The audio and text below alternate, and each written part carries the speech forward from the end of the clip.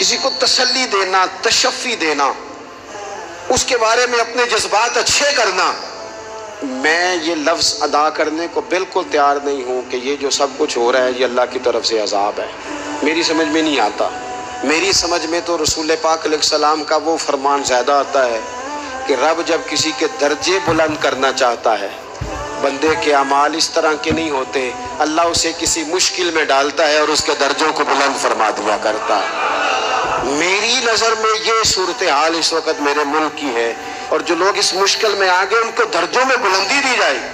ان کو اللہ تبارک و تعالیٰ کی بارگاہ کا قرب دیا جائے، اشک شوئی کا فریضہ، لوگوں کی ذہنی آسودگی کا بندوبست،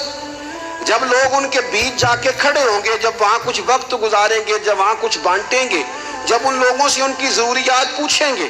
جب ان کی طبیعت کے مطابق ان کو عزت کے ساتھ، وقار کے ساتھ نوازا جائے گا، تو ذرا اشک شوئی کا کام ہوگا، ذرا ڈھارس بندھے گی، ذرا تسلی ملے گی، ذرا قرار آئے گا۔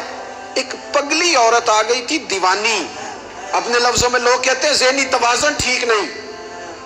اس خاتون نے آ کے نبی کریم کی بارگاہ میں عرض کی، یا رسول اللہ ذرا میری بات سنیں۔ قربان جاؤں، میرے کریم محبوب علیہ السلام نے فرمایا چل جہاں تو کہتی ہے میں تیری بات سننے کو تیار ہوں۔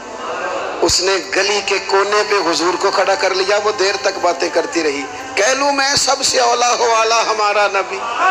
سب سے بالا ہو والا ہمارا نبی، میں یہ کہہ لوں کہ غم زدوں کو رضا مجدہ دیجئے کہ ہے بے کسوں کا سہارا